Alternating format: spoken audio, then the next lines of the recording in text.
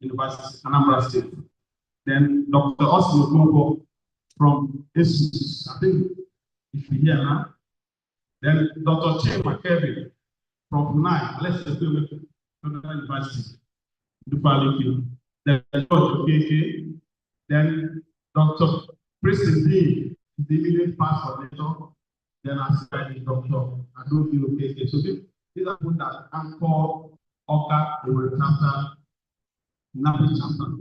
And when we say Awka over the chapter, what we are saying is all the eastern parts, all the university and the catchment of Nnamdi within the eastern parts of the Nigeria.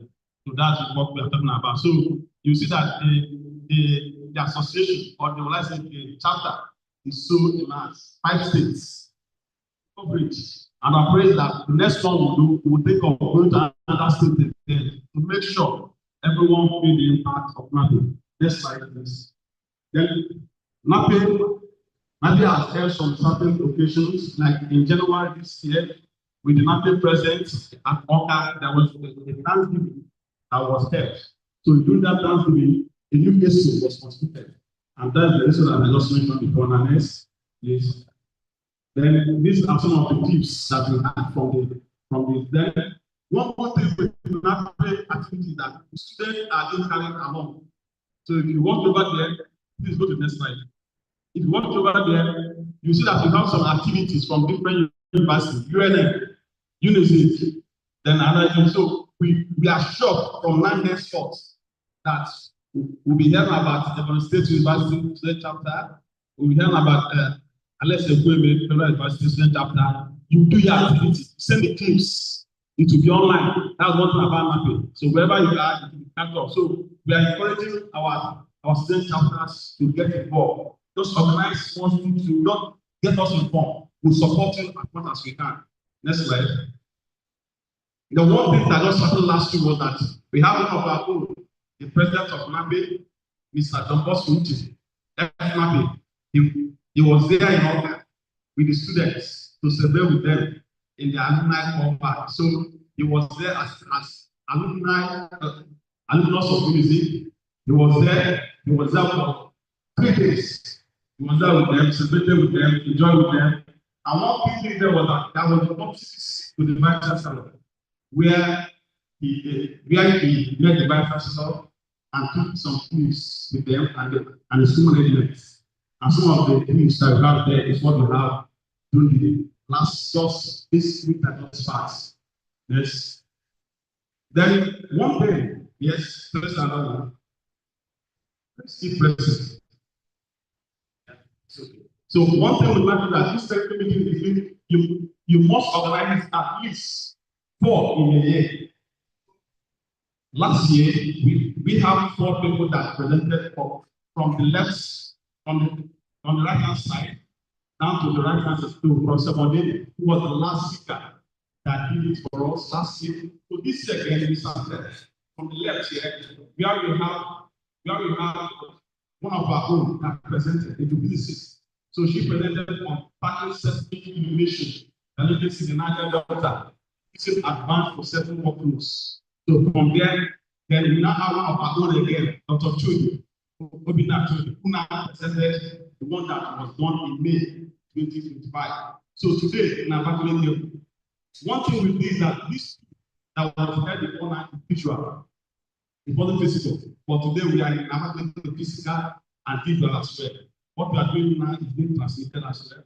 So today we'll be having one of our own that we are sure give us some what we are expected to do. Next.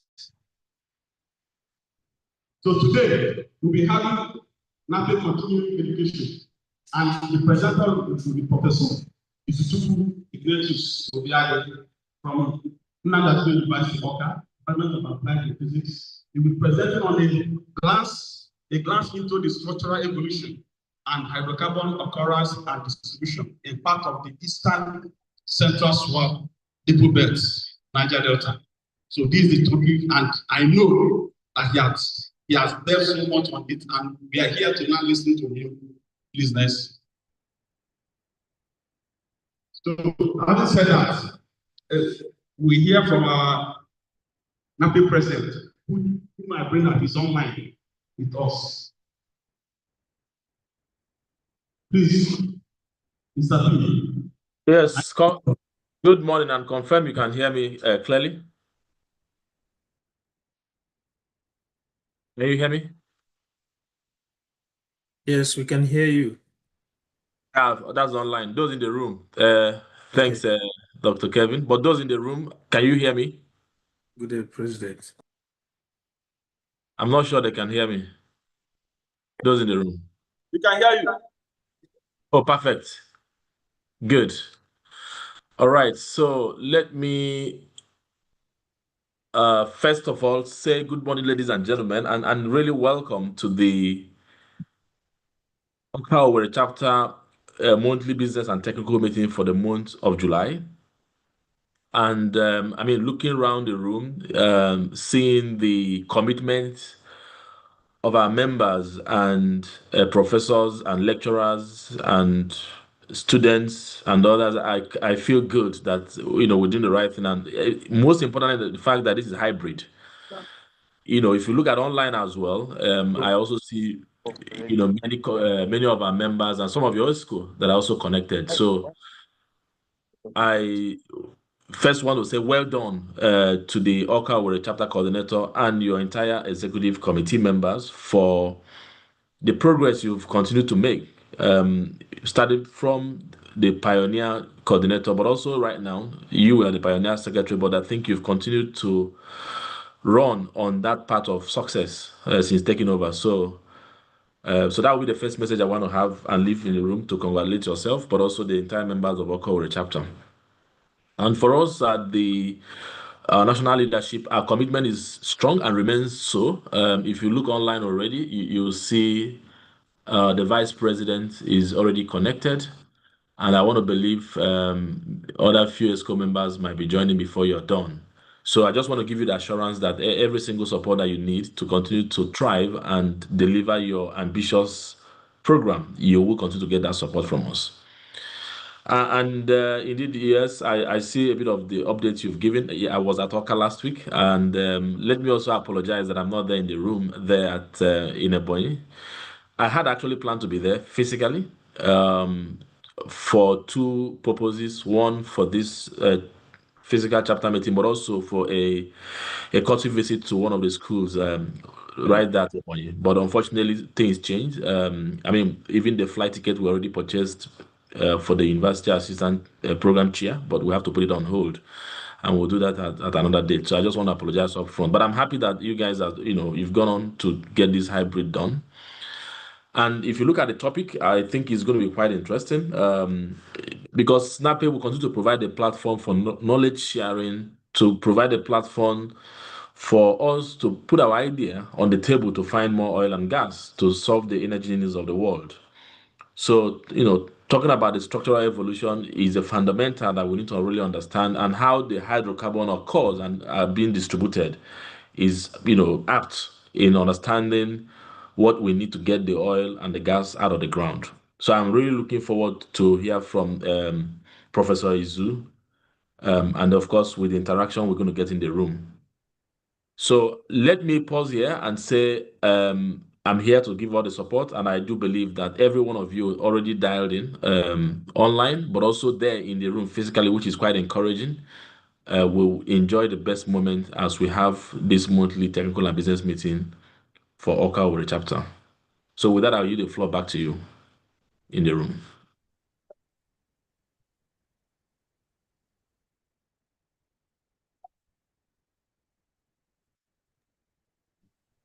Back to the room, and I believe you heard me. Yes. Okay.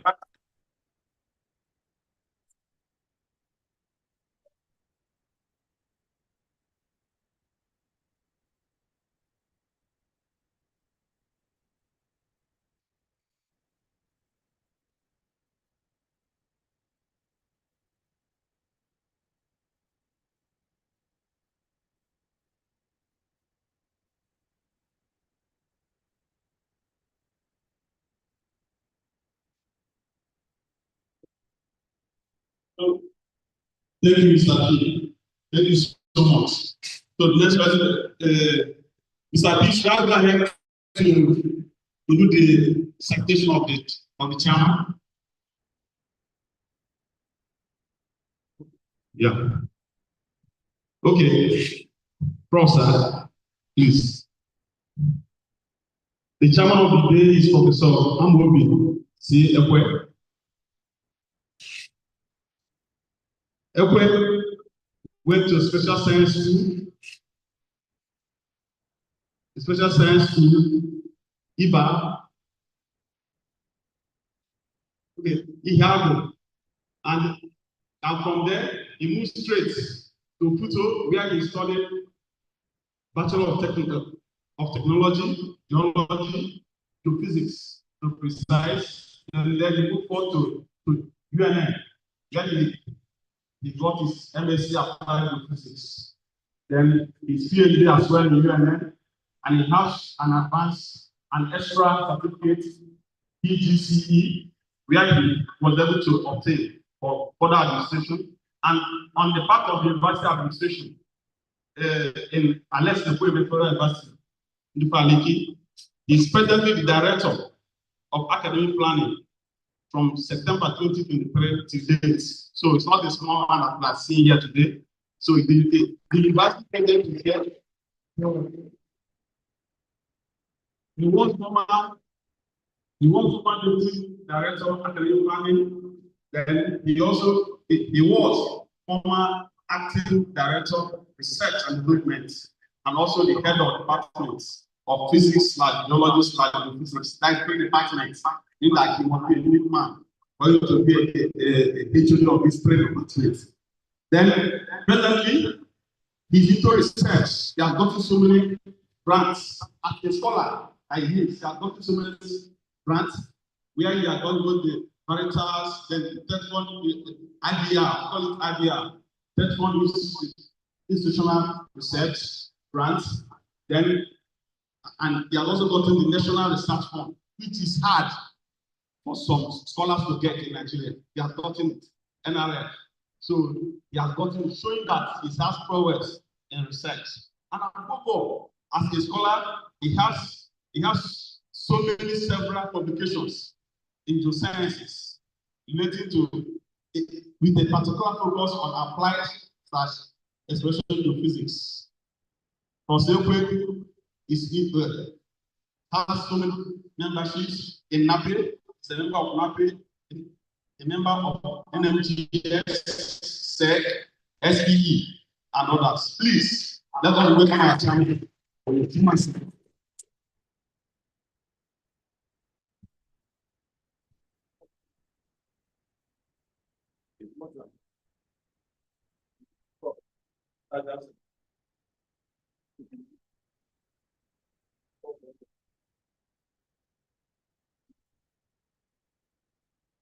Thank you so very much.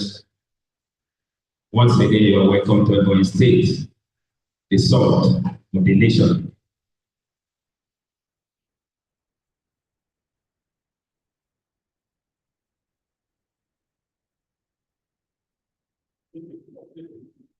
Yes, it's now time for us to read the citation of our speaker, Professor Izuchukwu Obiadi. Is the one standing here.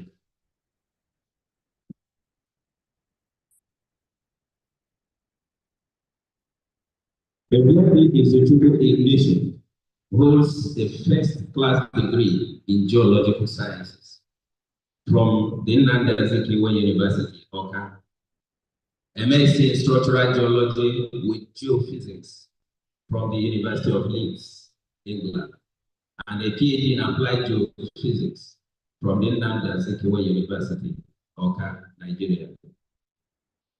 He is a professor of applied geophysics at the Nnamdi Azikiwe University, Awka, where he gives academic lectures and supervises students, as well as involved in impactful research and community development. He has held several administrative positions within the university system, such as faculty PG Subdean, head of Department of Applied Geophysics, associate Subdean of Faculty of Physical Sciences, Postgraduate Program Coordinator, Students Faculty Advisor, and Field Camp Coordinator, amongst others. Please, can we give him a round of applause? Yeah. He has to illustrate in several publications in geoscience, with a particular focus in applied/exploration geophysics and structural geology. He has been involved in applied research as a research intern with the SPDC Nigeria. Professor Obiadi is a consultant with Jubico Energy Resources Limited, where he provides expert services on regional geology and basin modeling and related roles that support the oil and gas industry project. He has attended several professional short courses / training or workshop and conferences locally and internationally. Izuchukwu, who is a chair scholar, British Evidence scholar, and a fellow of the African Science Leadership Program, has also attracted several research grants and recognitions, among which are the International Foundations for Science, IFS Research Grant, Said Geoscientists Without Borders Grant, Said Field Camp Grant, Debt Fund Institutional Based Research Grant, and the Step B, that's the World Bank Assisted Innovation of Tomorrow Award. Professor Izuchukwu is a Catholic by faith and is happily married with children. Ladies and gentlemen, may we welcome this consummate scholar who we have good to the topic today. Please let's welcome him. Thank you very much. Thank you.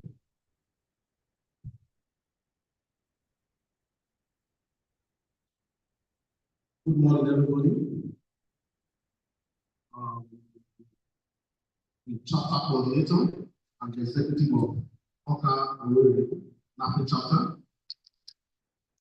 Members of the high table, my senior colleagues, deans, DAP, associate deans, professors, students, and colleagues. I welcome them to welcome you to today's technical and business meeting of our chapter. And I'll be giving a short expose, which I titled A Glance. Just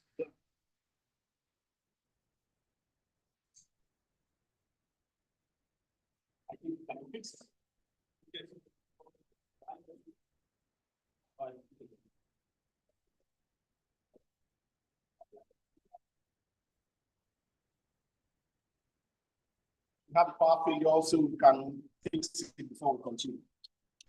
I'm going online.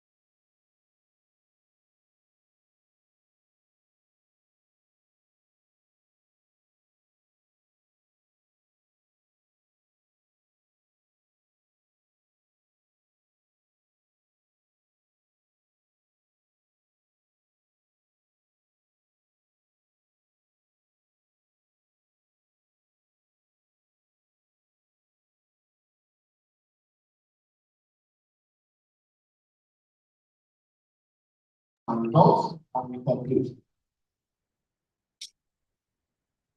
The Central Swamp Depobelt, one of the major depobelt in Niger Delta, and is known for its rich hydrocarbon resource and distinct structural geology. It's somewhere between, presently it's onshore, or very close to the boundary between the onshore and shallow offshore environment. Understanding the timing and interplay between structuration and deposition is very vital and key in successful exploration and development of hydrocarbon in any basin. Depobelt, just like every other depobelt in Niger Delta, has this stratigraphy, mainly the Benin Formation, Abada, and Dakata Formation. This structural geology is quite simple, not too complex, and it's within the extensional zone of Niger Delta, characterized by extensional structures like the normal faults, root faults, and rollovers. Displacement on these extensional structures are transmitted to the transitional zone, which is characterized by bypass and accommodated in the compressional zones as stone truss and other compressional structures. The study area comprises OLL 17 and 22, and the total area is about 1,117 square kilometers. Yes. The study area, the two OLL, are host to a number of key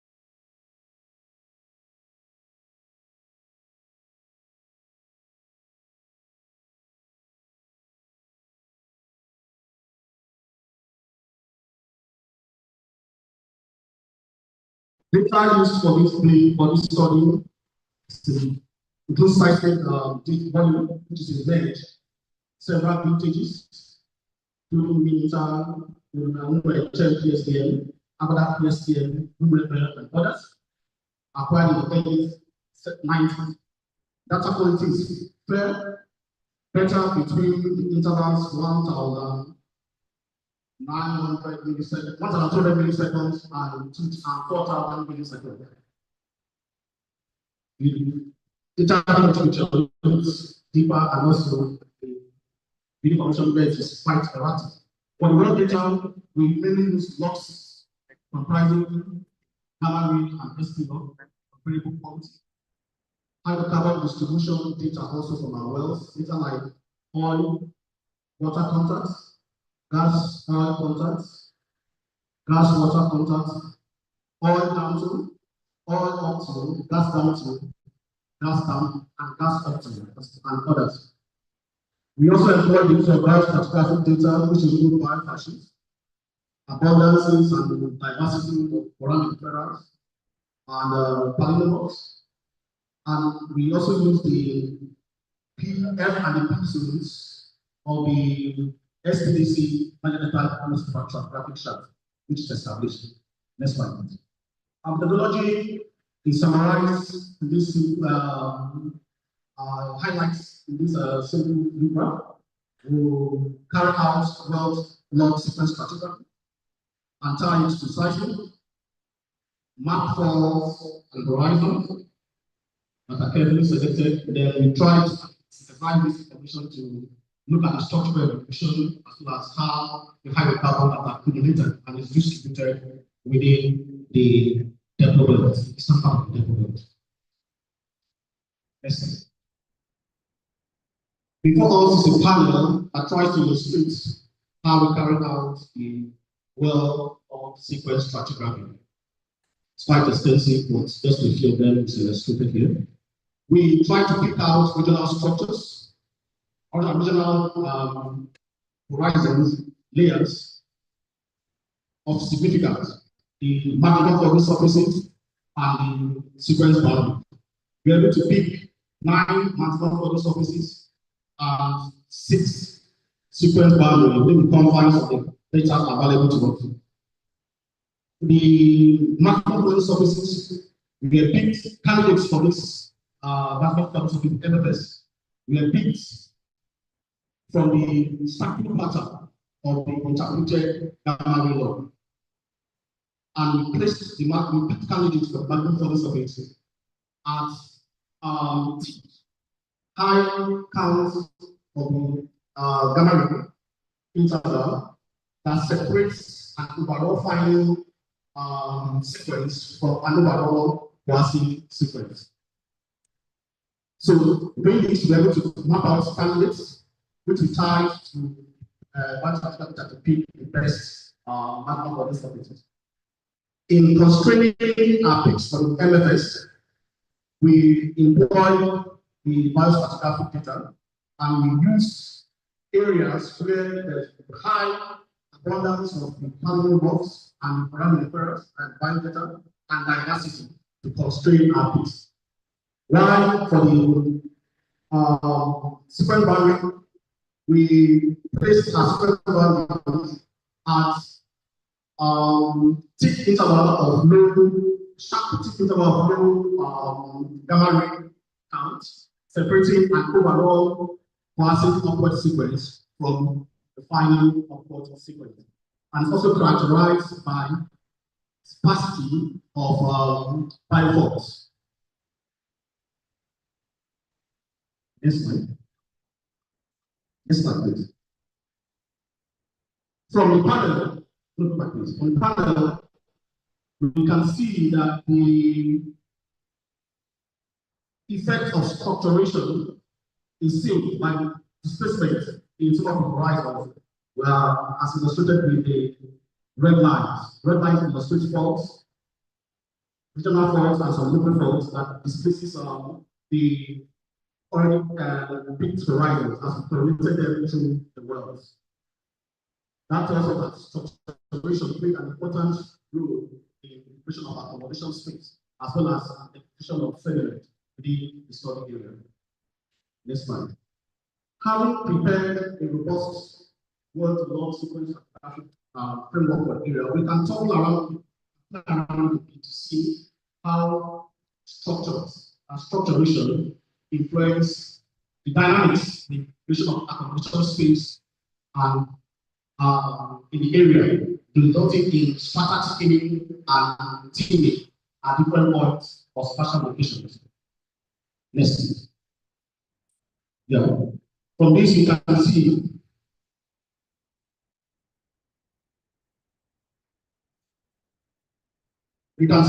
the arrows there, how flattening the surface at about 15.5 million years MFS, which is the longest spectrum in this study. We see that basically the structures led to increase in accommodation space as a result of damage control on the hanging wall, creating more space into which sediments accumulate, and also resulting in strata thickening in both directions. This is typical of gravitational basins that are characterized by seeing evolutional deformation. That same panel continues into this to make it clearer. We also see that in as much as structuration can give rise to strata thickening, it can also result in strata thinning, where displacement along the fault plane can give rise to lower anticlines. The aching of the strata, as we can see from this illustration. Then we also try to flatten at the middle, somewhere around MFS 20 or 20.2, and we also see the same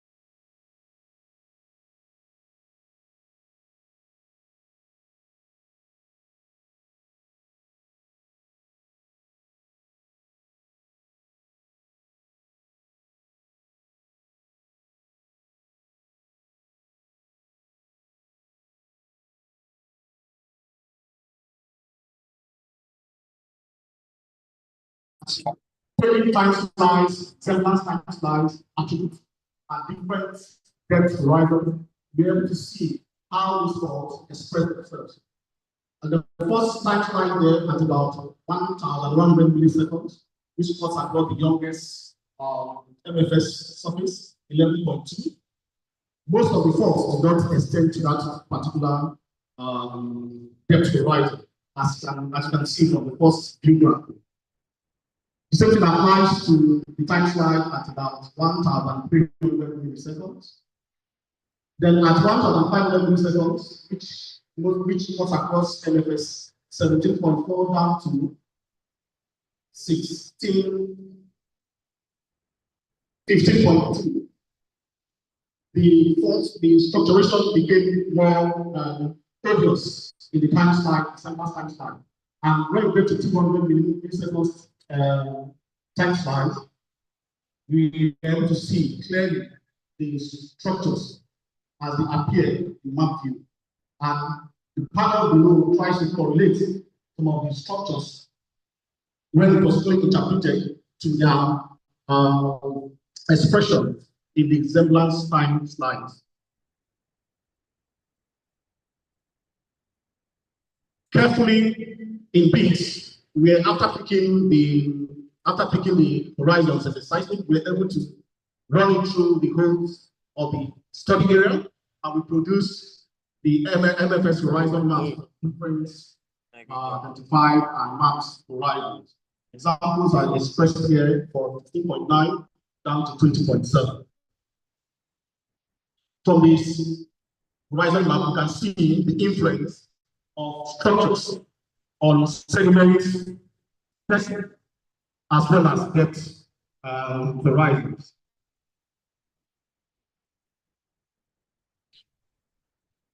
Having produced the horizon map as well as the structural framework of the area, we try to see how these structures influence the tracking style and the tracking mechanism in the field, since we already have in the area, since we already have some established field map. So we took in the study area. So we took profile lines carefully selected in the top direction that cuts across most of these already established hydrocarbon fields in the area. And from that, we see that the structures play an important role in the trapping mechanism and pooling of hydrocarbon within the study area. From this graph, you can see that all our west, for example, is trapped by the regional handling work closure.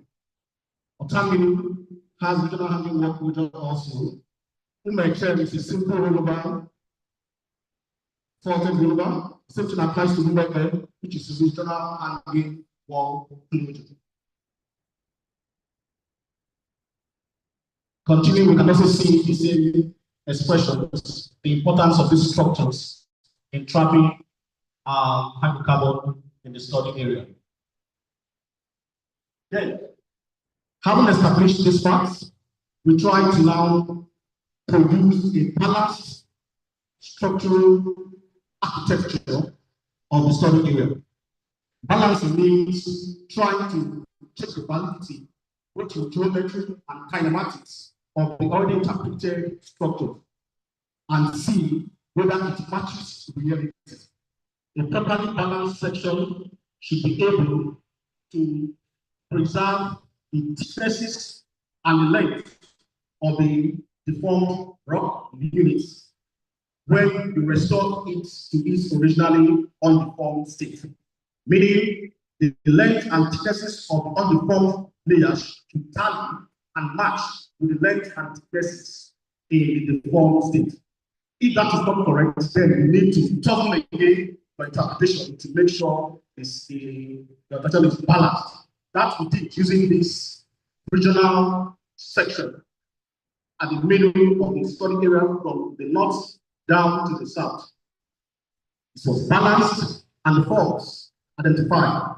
We group the fault into two groups, subgroups, the major faults and the minor faults.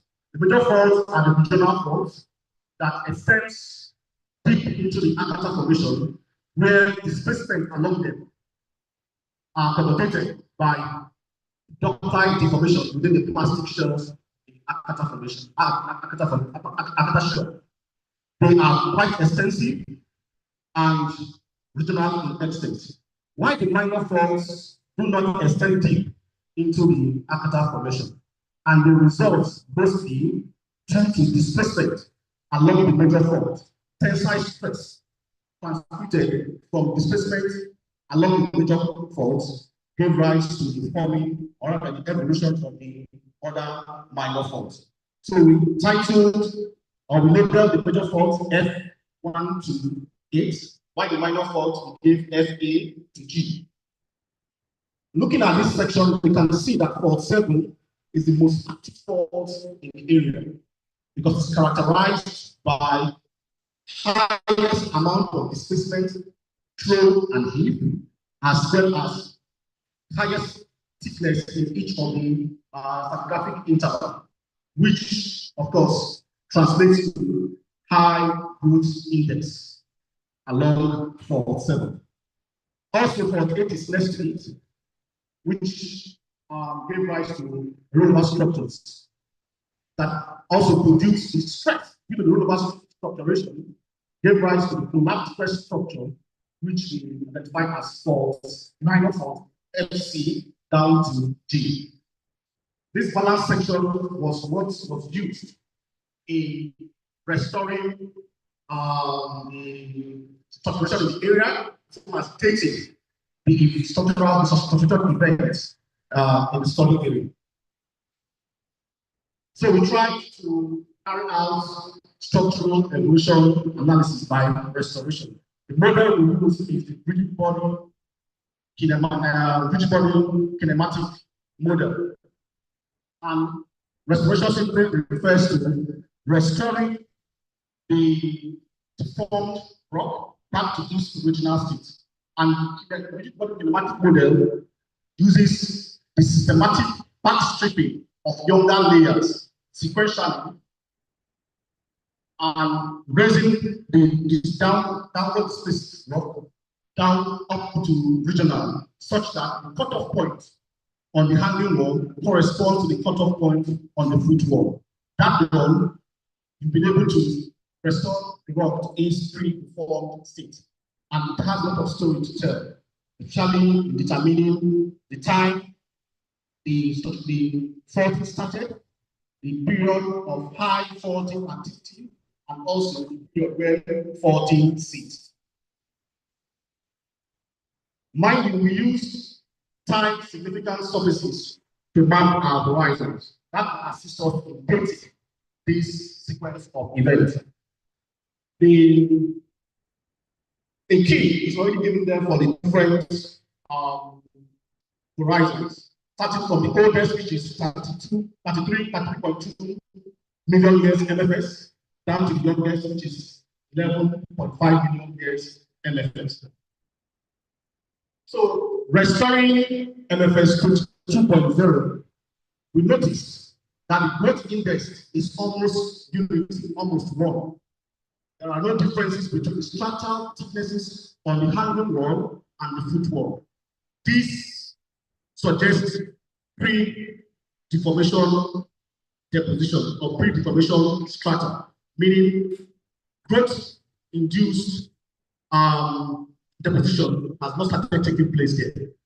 This is very important because in passive margin basin characterized by growth stratification, you can use this simple tool and model to paint structural activities. So we restored MFS 20.7 and we noticed significant differences in the thicknesses of each strata on the handle wall and the foot wall, giving us a growth index of more than 1, telling us that this particular MFS 20.7 million years was deposited when structuration had commenced and actually is taking place. The growth index is simply the ratio between the strata thickness on the down-thrown block to that of the up-thrown block. If it is 1, it means it's pre-deformation. If it is less than 1, more than 1, it means it is still deformational templates. So we also restored MFS 19.4 horizon and noticed the same thing, that the growth index is also more than 1, signifying that the thickness on the down-thrown block is higher than the thickness on the up-thrown block. Of course, signifying good deformational root fault. The same thing was seen when we restored 17.4 MFS, million years MFS, telling us that actually this MFS was deposited during same deformational processes. For MFS 15.9, we also notice a growth index of more than 1, but of a smaller proportion, meaning that 14 has started to cease. Because the thickness on the hanging wall is close to a little bit higher than the thickness on the foot wall or on the opposite wall, suggesting that fault activities or deformation activities have started to weigh down, unlike what we saw for the other older MFSs. Then when we look at 15.0, we notice also that even as much as the fall penetrated the horizon, the thickness between the differences between the upthrown block and downthrown block is minimal, also suggesting cessation deformation. Then coming down to MFS 12.6, it was also restored. We notice changes also in the strata thickness. It was relating to growth index of more than 1. But in this case, the thickness differences is not related to throw on the fall that much, but mainly to the strand nature, Niger Delta. Because as you get basically know, the subsidence increases, critical and subsidence into which elements are related. Then we restore the last and final MFS bits, except within the confines, constraints of data we have, biodata, and of course the well logs.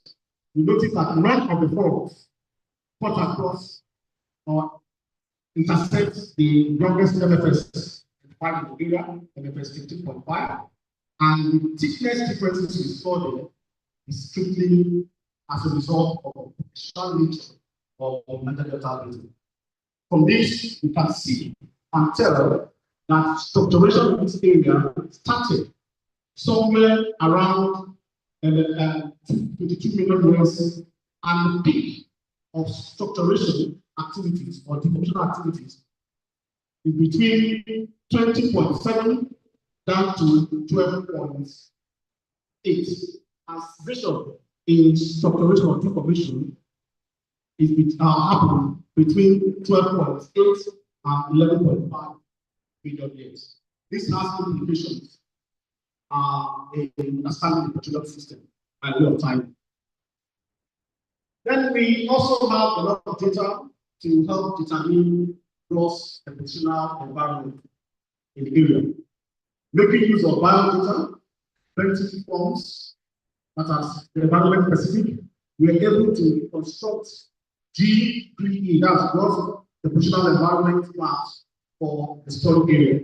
And from this, you can see that the segments were deposited in inner magnetic down to the partial environment of deposition, which shows propagation and is in conformity with the pattern of the Niger Delta basin, which is a positional basin. That is expressed or displayed in the graph. Other maps similar to this for all other surfaces, these are just samples to show. Then we try to look at how these hydrocarbon area are distributed. Like I said before now, we have major oil fields, oil and gas discoveries in this area. I think level 17 and 22, eastern part of the central swamp. So we got data, hydrocarbon data, well data in the area. Data like oil water contact, gas water contact, oil up to, gas up to, oil down to, gas down to. That's reported in the column against each of the well. And wells were selected from major fields from the north down to the south, not being the proximal part of the area, while south, towards the ocean, towards the basin, the distal part of the area. From what we saw displayed by the commission, we reported, we noticed that the hydrocarbon type, these are oil and gas, are not evenly distributed. There exists some kind of trend within some area based on their distribution. We notice that oil, for example, is mostly enriched or concentrated in the older LFS. I think LFS 15.4 down to, I can't see that very well, but towards the proximal part of the solid area, towards the north, and in the older LFSs, at older unit. While gas are preferentially enriched in the younger strata, younger LFS, and towards the southern, towards the basin southern part, which is the distant part of the solid area, basin form. This reduction for this can be explored further, but that is what we saw based on the distribution of the hydrocarbon type within the solid area. So it shows that older strata, as advised by older LFS, have more of oil, while the gas are more enriched in younger and more southern oils for basic strata.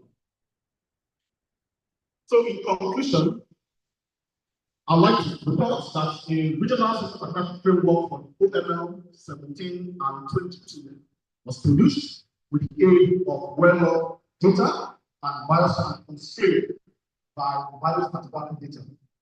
This geostratigraphic units were dated and constrained by the Niger Delta estimates and given their respective dates. We also found out structural interpretation, which was tested for validity by restoration and balance to produce a robust structural framework for the source area. Then by restoring the structures, we are able to reduce that structural activity, the most active between 15.0 million years and 22.0 million years. Faulting activity probably started at about 22.0 million years and ceased or died at about 12.8 million years. We also notice the trend in the hydrocarbon type distribution in the area, which is such that 12.1 lots and the catastrophic intervals from 19.4 million years and 22 million years, all were professionally concentrated here. And towards the distal and southern or basal part of the basin of the historical area, between MFS 19 and 50.5 and 19.4, gas, fire, and hydrocarbon are professionally concentrated. These plants through the eastern part of the central swamp and not left as a result has implications in the forming hydrocarbon, and constraining hydrocarbon exploration and development strategies in this area. And from what we can see, we can produce probable advice how to carry, how we can influence this decision making by authorities who are interested in restoring hydrocarbon in this area. Thank you very much for indulging me. This is how I need to speak.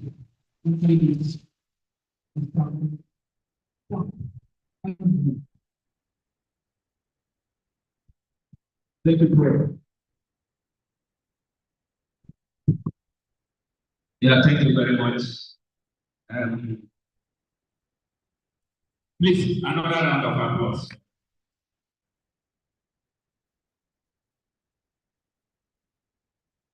Yes, I didn't expect anything less than what he did. He has done justice to the topic. He glanced at the structural evolution and hydrocarbon occurrence and distribution in parts of the Eastern Central Swamp Depobelt of the Niger Delta. Yes, we are here, we listened to him. He started by telling us that the field located between the boundary between the onshore and shallow offshore parts of the Niger Delta basin. And he outlined some of the key structures that are found in this field to include he mentioned that toe and thrust structures. And he also said that the area essentially falls within the extensional tectonic settings of the Niger Delta. You find out that the fields, he also identified some fields in the study area of Belte, Abada, Umoechele, and the Lumebe fields. He went ahead and stated a very robust objective, which he followed through in the course of the presentation. Now, he identified several maximum flooding surfaces and went ahead to identify the mapped fault in those areas. He classified the faults into two major classes, major faults and minor faults. The major faults extend deep into the Akata formation, the Akata shields. Whereas the minor ones, those ones are short, they did not get to the Akata formations. He went ahead and also he told us about structural restoration with the key aim of identifying the growth indexes and the strata thicknesses in those structures.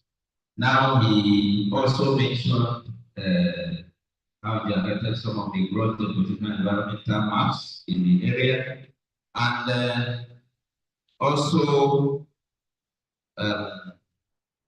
concluded that the hydrocarbons, I mean oil and gas, that the oils are concentrated in the older MFS, that's the maximum flooding surfaces, while the gas pools are more enriched, the younger or basinal, the younger sediments, which tends to progress the basin ones.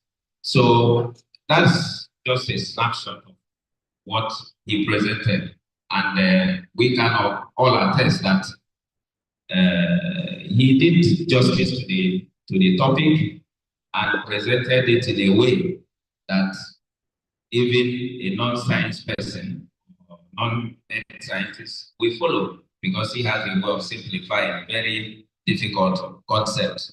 So thank you very much for this insightful presentation. We thank you so very much. Thank you.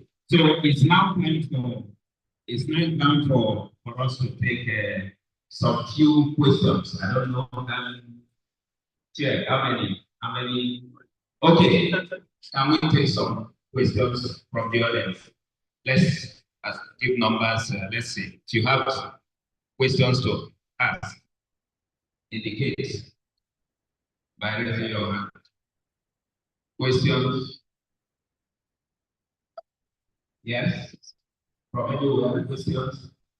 From the speaker? No questions. Oh, two things. No questions. It could mean that. Okay. So I thank you for that wonderful presentation. So I was very late.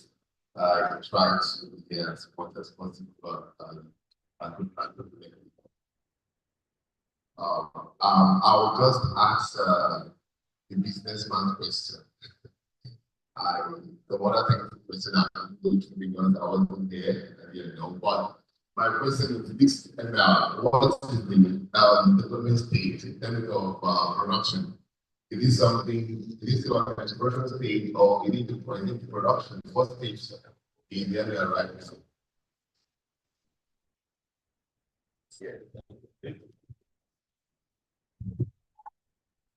Yeah, because something will take all the questions and you respond once, right?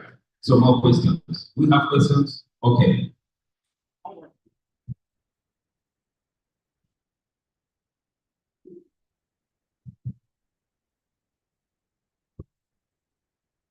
Thank you, Prof, for your lecture presentation. I wish to ask this question.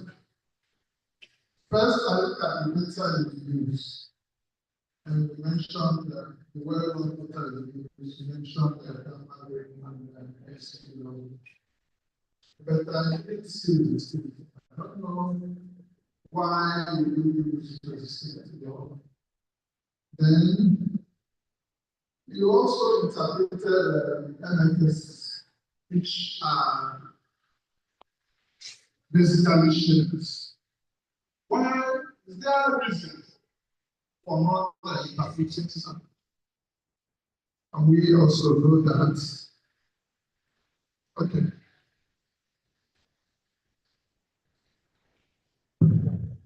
Okay, noted. Okay, yeah, we take from it. Into your name, your school, then the question, please. My name is Izuchukwu. I'm a student of Geology and Geophysics Department at Eastern Central. So my question is, he said something about structure and application being done using the rigid volume model. So I don't know that I can expand on that, because I didn't understand what you said. Did you get that? Okay. Okay, fine. Thank you. Any more questions? Okay. There's a hand there. Give to Professor Nnamdi. Yeah, so thank you so much for your presentation, and then I hope I will take away from the content. So from my background as a geotechnical person, I want to ask if some of these four are still active, and if they are, will it any way affect the stability of the formation structure, like structures of the advanced facilities? Because I know from my background that four are part of the data complex ability, in structures constructed at home. Thank you. Okay. Yeah, the next person. Yes, Victor, your name, your school, the question.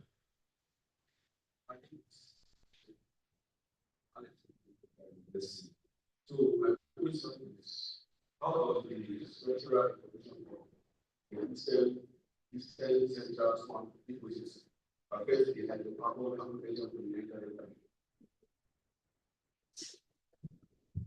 Okay, yes, for that student, I hope you noted the question. Do you have more questions, please? Oh, that should be all right. No more questions. Oh, yes. 1 minute, 1 minute. Yes. My name is Ignatius in Azikiwe University. My question is, how are hydrocarbon distributed? How hydrocarbon is? Oh, noted. Yeah. How are they? It's okay. Thank you very much. Yes. Last person. Yeah, let's see. Last person. Okay. My question, in relation to this post-reactivation processes, how exactly does it impact hydrocarbon migration and straw formation in regions like this Eastern Central Swamp? Okay, that should be the last question. Okay. I will now hand over to the presenter to respond to the questions.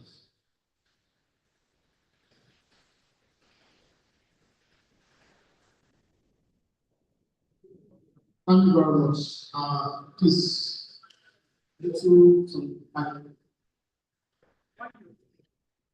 by way of apologies, this work was done as part of one internship I had with Shell, so I need to acknowledge them what to do that everyone is presenting.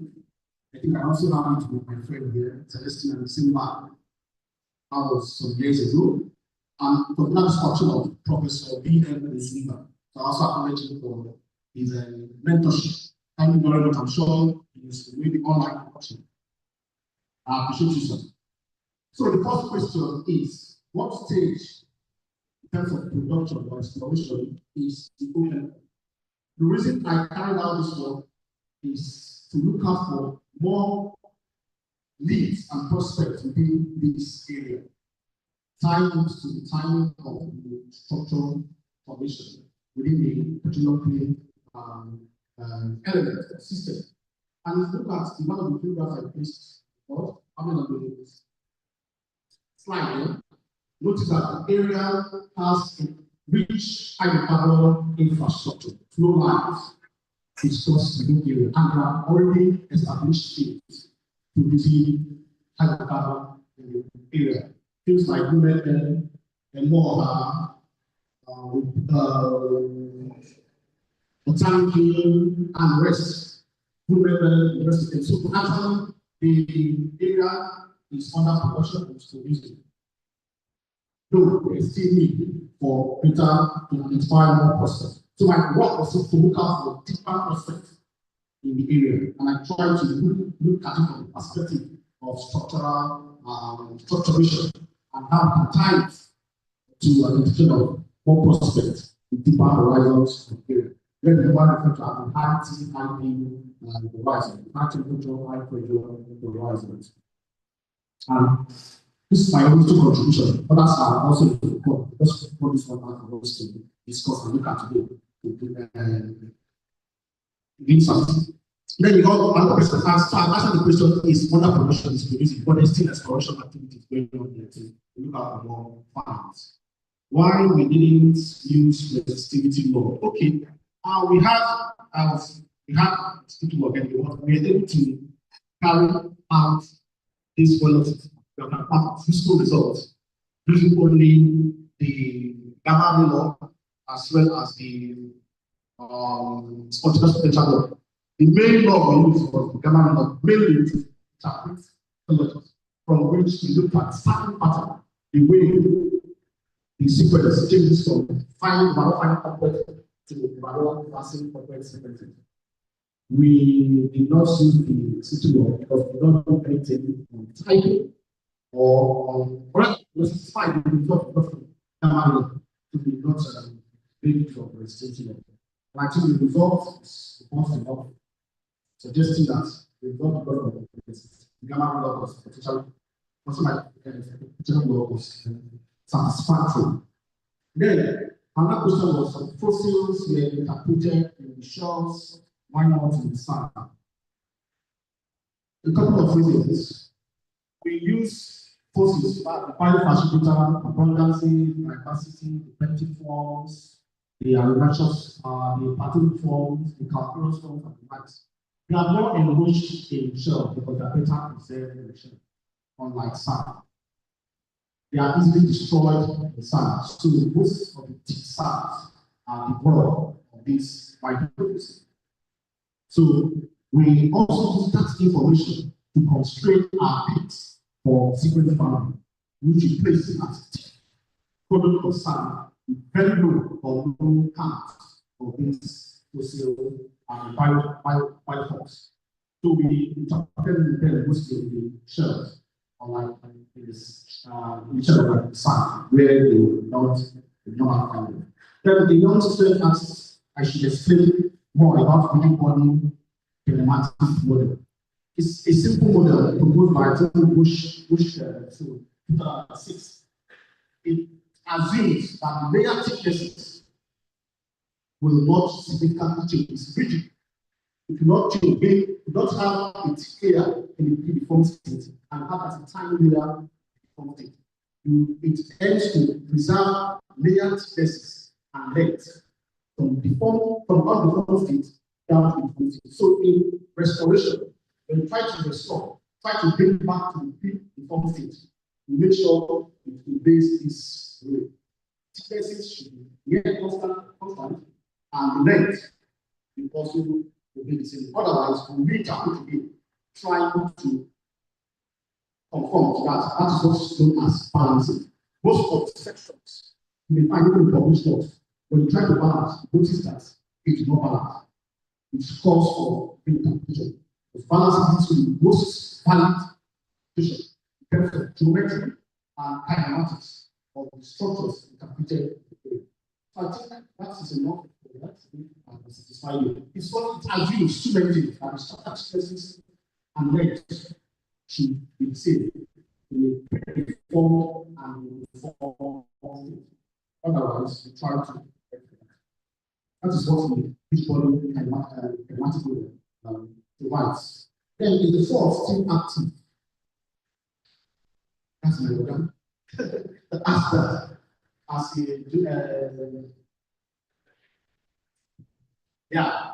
chairman of the association, the split unit from NMT. Not split when we die, so the earth is dynamic actually. Presently, based on the evolution of this world, they are dynamic. But you know that the earth is dynamic. Anything can give rise to either extension or contraction. And it is easier for the force to be activated along those lines than for new force to fall. So tomorrow it may become activated either by continuous extension or by inversion. That is when there is using tectonic regime from extension to contraction. There, those force will be activated in the opposite direction, changing your normal force to reverse force. And the force will have a good force, so the plan, the third plane is mystery, otherwise by the decrease in the deep of the fourth plane depth, while 12 top is quite steep. And it responds to depositional processes, it improves deposition. So the force is relatively inactive. 1990, Let's create an analysis of tomorrow. It can also that situation belongs to who. How was contribution affect hydrocarbon accumulation in the I think I've also seen that the last question by Juliet. How does the fault affect? If the fault can either be a conduit for hydrocarbon migration or can be a seal that can help trap hydrocarbon. From what we can see in this study here, most of the traps are either back to back or simple over structures. That suggests that the fault is actually safe because the traps are against fault, not just acquisition traps, either back to back, hanging over, simple units. Suggests that the fault actually are sealing. And one thing that actually supports sealing or rather enhances sealing of fault as a trap in shell gauge ratio. That has to do with thickness, alternative thickness of sand and shell in either blocks. That's like the fault thing. If you have a high shell gauge ratio, most likely the fault act as a trap. But mind you, as a sealing fault may also leak tomorrow when integrity is breached. And this can be a result of the filling of the hydrocarbon pool. When the capillary pressure, when the buoyancy pressure of the hydrocarbon pool is high enough to reach the entry pressure along the seal, the fall seal, that can cause the fall to seal. And when it does that, the pool starts to leak. When the pool, the column of the hydrocarbon pool reduces a bit due to leakage or leakages, it can also automatically seal again. That is when the pressure, the buoyancy pressure becomes lower as a result of the decrease in the hydrocarbon pool. What determines the buoyancy pressure of the hydrocarbon? Two things, or more than 20. The density of the hydrocarbon phase, be it gas or oil, the density of water and volume of the hydrocarbon thickness within the trap. So as the volume increases, you have more buoyancy pressure. You get to a point where you can breach the seal and it will leak. As it leaks, the volume reduces and you can seal up again. So I thought dynamics around that. So that in this case, the fault are sealing, but fault can also act as a conduit, telling when the shell gauge ratio is low. Displacement too, along the fault plane. The more displacement, the more you have these gauge. This is the polarizing nature of the displacement between blocks, creating clear space along the fault plane and sealing it up. Someone also asked how a hydrocarbon is distributed in the area. Hydrocarbons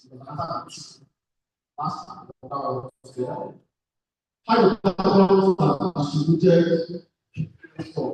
Personally, I would like to know that to determine what gave rise to what we saw.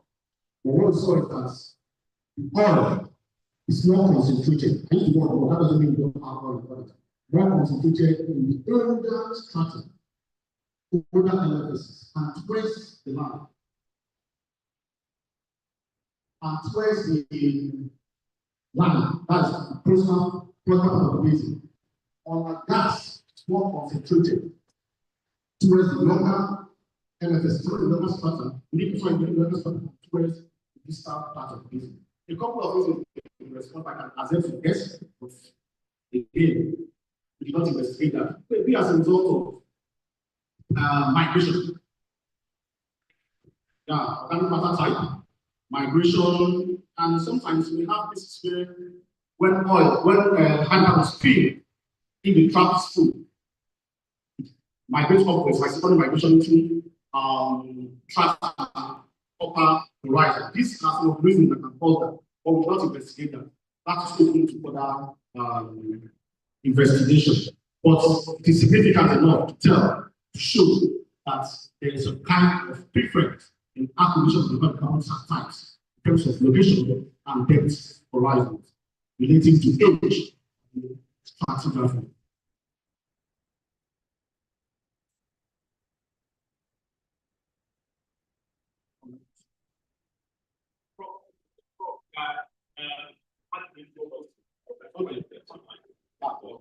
I answer this question.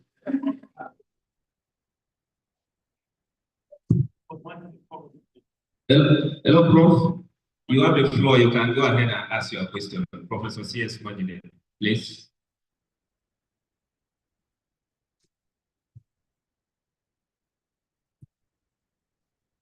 So what do you do?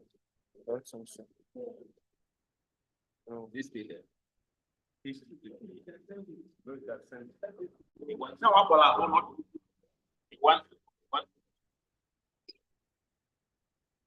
not there. Is it there? No. So Prof, go ahead with the other one. Okay, someone asked a question. I want to find out how the implication of mapped MFSs and fault restoration on reservoir model and productivity from the sand interval. I will start by this, giving an alibi, but I did not investigate the reservoir model. I took the reservoir model for different fields in the area. We have a couple of fields, ranging from Minington, the Moha, Dodo, Rumebe, and the like. I did not investigate the hydrocarbon model. However, based on the restoration done and the timing of the structuration in the basin, we can play it into the overall petroleum play system and determine that the hydrocarbon, sorry, that the reservoir will be charged. That is, if the timing is correct, in the place that indicates that the traps will form and in place before oil maturation and subsequent maturation and oil migration. So if by the results we got, meaning inception of transformation and distillation, ties very well with being hydrocarbon element by way of timing, then most likely the more reservoir model so produced, be static or dynamic, we have high chances of recharge with hydrocarbon. Then the second question is considering the complexity of the coastal swamp depobelt. How does the approach adopted in this study deal with the sensitivity reservoir fluid protection at deeper intervals and Niger Delta lakes? Again, this question is not part of the scope of this work. Like I said, interest was to determine the timing and also look out for deeper horizons, prospects at deeper horizons, and see how it can be tied to what we have established as the timing of the structuration of the basin. The distribution of hydrocarbon fluids and their protection. We did not investigate, but we were able to establish a trend, the preferences of enrichment in these fluid types. Gas phase, oil phase, are different spatial and depth horizons. So this question, I think, can pass it on to whoever is going to pick it up from here, subsequently, and work on this this area. Yes, please. You can now speak, sir. Ask a question, sir.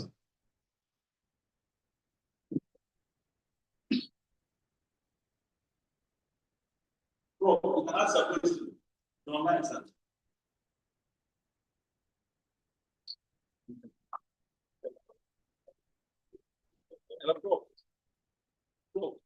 I think the gods of my village are with me today. Yes. Now the question two.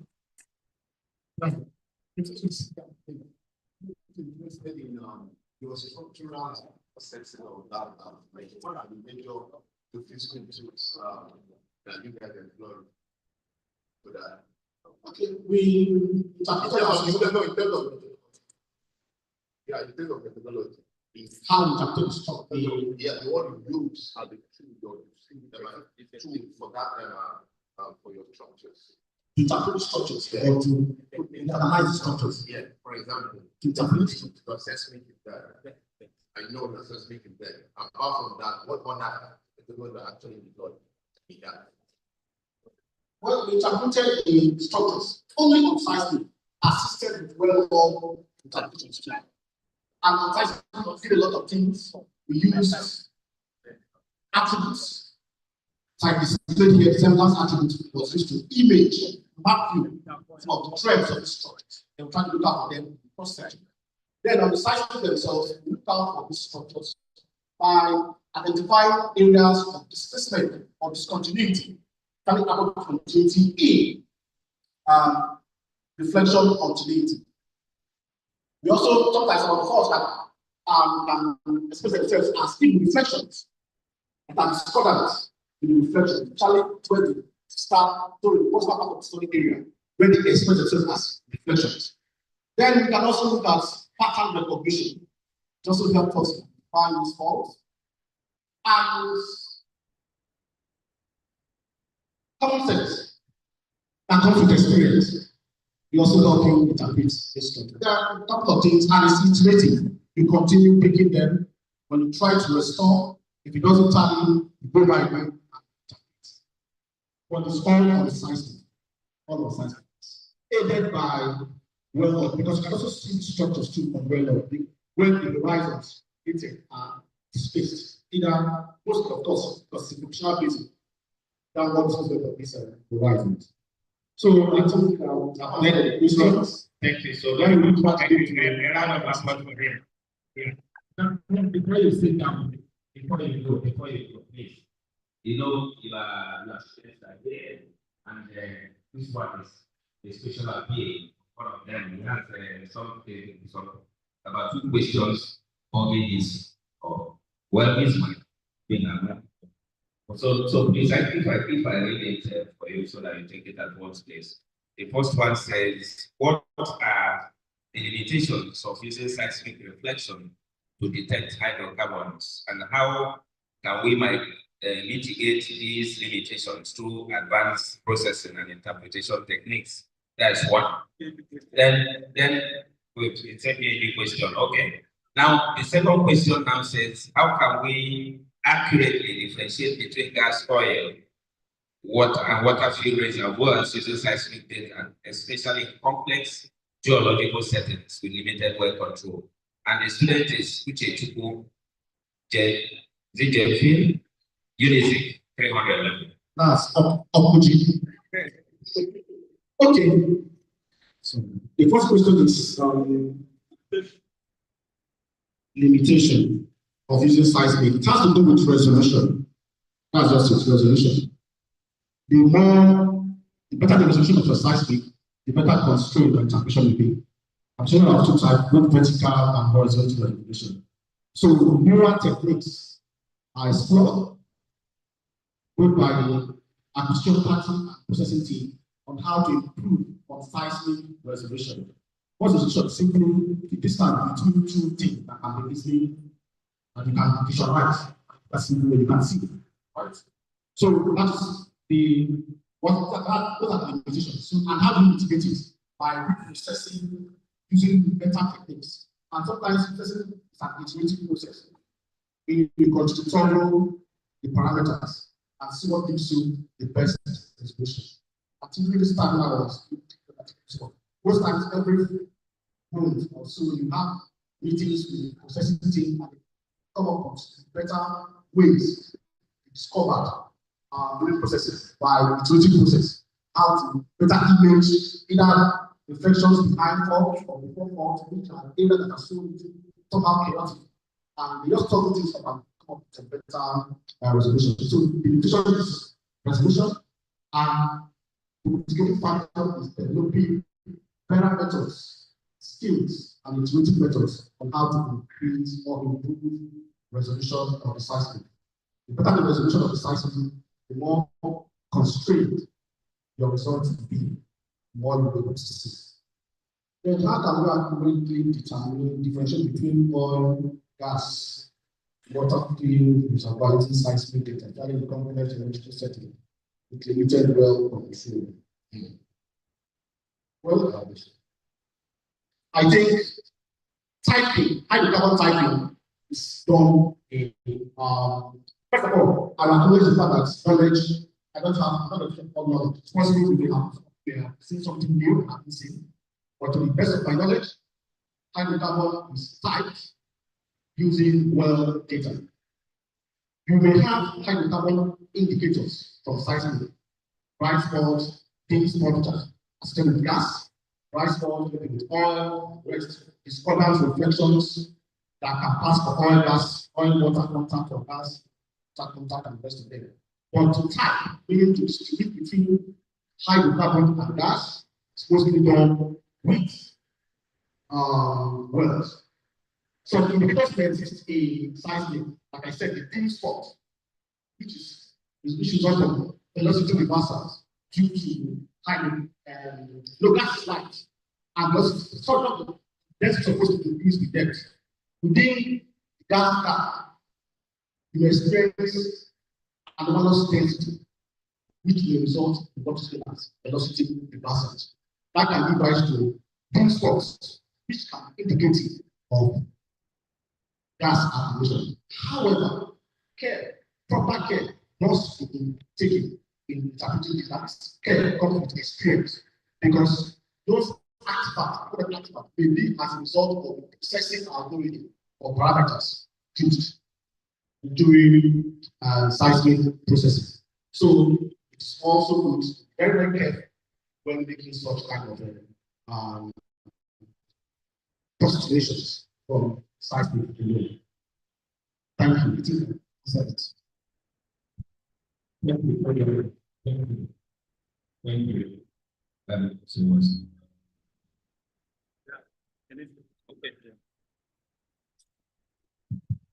Okay, thank you so very much. Thank you for the presentation. In fact, we must agree with me that we all have benefited from this technical presentation. And what do I say? Thank you for more. Thank you, Chairman of NAPE, the coordinator of NAPE Owerri chapter, for at least bringing this knowledge close to our doorstep. Thank you so very much. Thank you. So, thank you so much. Please, without wasting our time, we don't move straight to the award presentation. I will start with the presenter, the guest speaker. So please, we are calling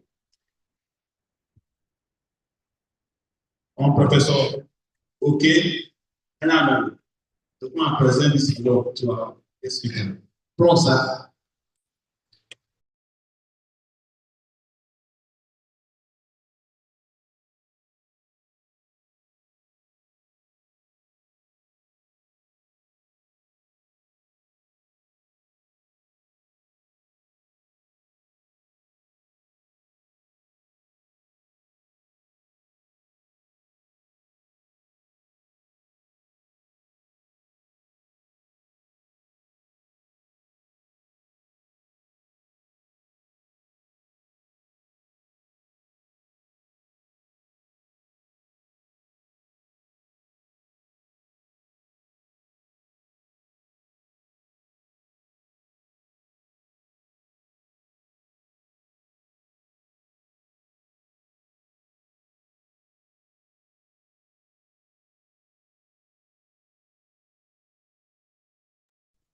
And dear friends, I've been asked to do a very important assignment, and that is to present an award of excellence to my very dear friend,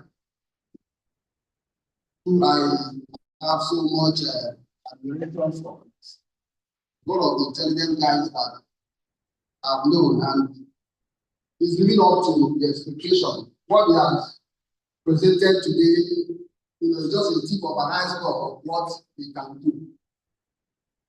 So this award is presented to Professor Izuchukwu Obiadi for his outstanding contribution as guest speaker to NAPE Owerri chapter in her 2025 July technical business meeting, and I so present to you.